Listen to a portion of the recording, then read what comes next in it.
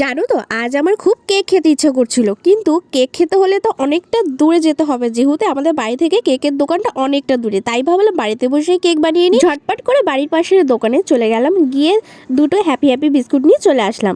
এটা আমি একটা পাত্রে ঢেলে নিয়ে ছোট ছোট টুকরো করে মিক্সিতে দিয়ে সেটা গুঁড়ো করে নিয়েছি। বিস্কুটটা গুঁড়ো করার সময় আমি সামান্য চিনিও দিয়ে দিয়েছিলাম। এবারে একটা পাত্রে ব্যাটার বানিয়ে নেবার জন্য গুঁড়ো বিস্কুটের ভেতরে দিয়ে দিয়েছিলাম সামান্য গুঁড়ো দুধ, আর তারপরে দিয়েছিলাম একটু ইনো দেওয়ার পরে জল দিয়ে ভালোভাবে ফাটিয়ে নিয়েছিলাম। পারফেক্ট ফাটানো হয়ে যাওয়ার পরে একটা টিফিন বাটিতে তেল দিয়ে ব্রাশ করে দিয়েছিলাম। তারপরে ওই ব্যাটারটা দিয়ে আঁচে বসিয়ে দিয়েছিলাম, বেশ 45 মিনিট রেখে দিয়েছিলাম। তারপরে দেখো নাবিয়ে নিয়েছি, আর নাবিয়ে ডেকোরেশনের জন্য ওপর থেকে একটু চকলেট ছড়িয়ে, তারপরে কিটক্যাট ছিল আমার কাছে, সেই কিটক্যাটটাই ছুরি দিয়ে কেটে ওপর থেকে ছড়িয়ে দিয়েছিলাম। ওহ, কি দারুণ লাগছে না? এটা কিন্তু খুব স্পঞ্জিও হয়েছিল, দেখো কত সুন্দর নরম হয়েছে, আর খেতেও বেশ ভালো হয়েছিল। তোমাদের ভিডিওটি ভালো লাগলে লাইক করে দিও।